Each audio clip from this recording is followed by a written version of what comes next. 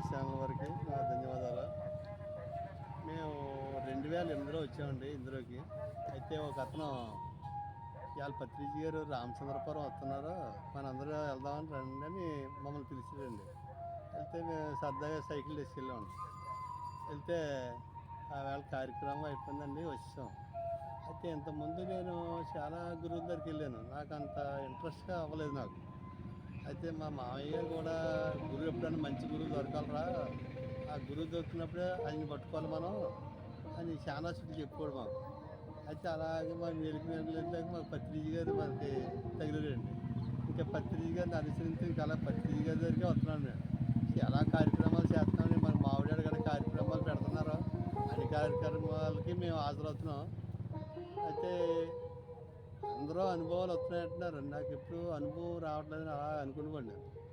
అయితే ఒక చుట్టూ అనుభవం నాకు ఒకటి వచ్చిందండి. అది నేను ఒక పక్క కాలువమ్మట వెళ్ళిపోతున్నానండి. ఒక కుర్రాడు నా కూడా ఉండి తీసుకెళ్తున్నాయండి. తీసుకెళ్తుంట్లోకి అలాగే నడిచి వెళ్తున్నామండి. ఆయన కుర్రాడు కాదు, నేను అయితే నా దృష్టిలో కుర్రాడు అనుకున్నాను, కానీ అయినా గురువు గారే. అయితే తీసుకెళ్ళాక ఆడికి పెద్ద గొట్టులాగా ఉంది, ఇలా పైకి రండి కాకేస్తారు. కాకెత్తులో నేను పైకి వెళ్ళానండి. కుర్రాడు అక్కడి నుంచి నా దగ్గర రాలేదు, నేను పైకి వెళ్ళిపోయాను.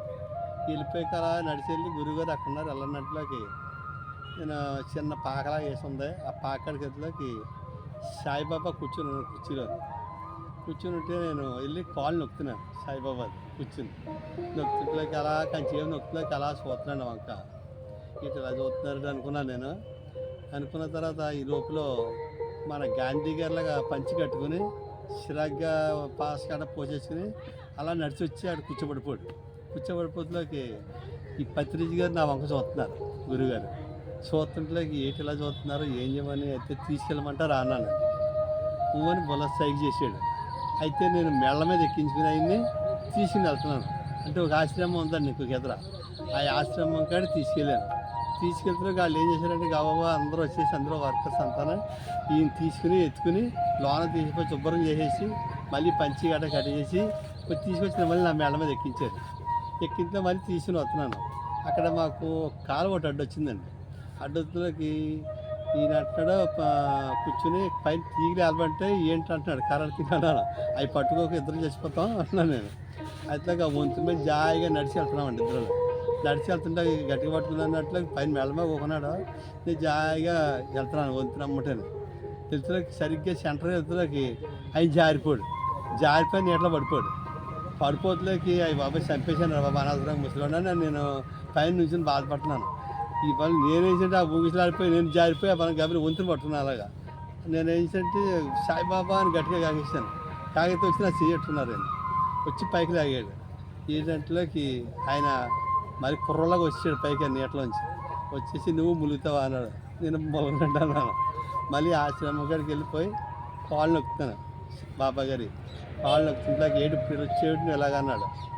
అయితే వస్తాం అంటే నేను చదువుతున్నాను. అప్పటికి కొన్ని 6 నెలలు అయిందండి మా అమ్మగారు పోయి. అయితే మీ అమ్మని చూడక అన్నాడు. అన్నాను. అయితే పైన తులసి కొట్టగా దండం పెట్టుకుని నేను చూసిరా అన్నాడు. అయితే నేను వెళ్ళి సూత్లోకి అక్కడ లేదు, లేకపోతే మళ్ళీ వచ్చేసి బాబా అక్కడ లేదన్నాను. మరి పైన ఉంది వెళ్తావా అన్నాడు. నేను ఇదంతా తిరిగి వచ్చినప్పుడు నల్ల పొందనగా మళ్ళీ తర్వాత వెళ్తానండి అన్నాను. వెళ్తా అంటే ఇంకక్కడి నుంచి నేను ఒక కాలంలో అలాగే పడవ ఉంది, పడవలో ఎక్కువ వస్తున్నాను. ఎక్కువ వస్తుండేకి ఇంకా వైకుంఠం అంటే వైకుంఠంలాగా ఉందన్నమాట. అటు ఇంకా బంగారంతో అన్ని అలికేసినట్టు అన్ని కట్టేసినట్టు అలా ఉంది. అందులోకి వెళ్ళాలంటే చాలా కష్టం. దాటి వెళ్ళకపోయాను గదిలోకి, అది చూసి వెళ్ళకపోయాను. ఇంకా అలా వచ్చేట్లోకి నేను ఎంతలోకి మేలుకు వచ్చేసింది అనమాట. మేలుకు వచ్చేసి ఈ సూట్లో ఇది ఇలా వచ్చిందని ఆ పరంగా మన పత్రిజీ గారు అనుభవాలు వస్తే రాసుకోవాలి కదా అని ఆ వంటలోకి నేను రాత్రి 12 అయిందండి. 12 అయితే శుభ్రం పుస్తకం కూడా తీసి మొత్తం 3 పేరాలు అయితే మొత్తం అంతా రాసానండి. మొత్తం ఇప్పుడు కూడా నాకు అయితే అలా వచ్చేయండి అనుభవాలు. నెక్స్ట్ ఇంకా మీ ఊర్లో ఎటువంటి కార్యక్రమాలు చేస్తున్నారు? ప్రతి కార్యక్రమాలు పెడుతున్నామండి. ఒక గురువుని తీసుకొచ్చి ప్రతి నెల 15 రోజులకు చుట్టూ గురువులు తీసుకొచ్చి పెడుతున్నామండి.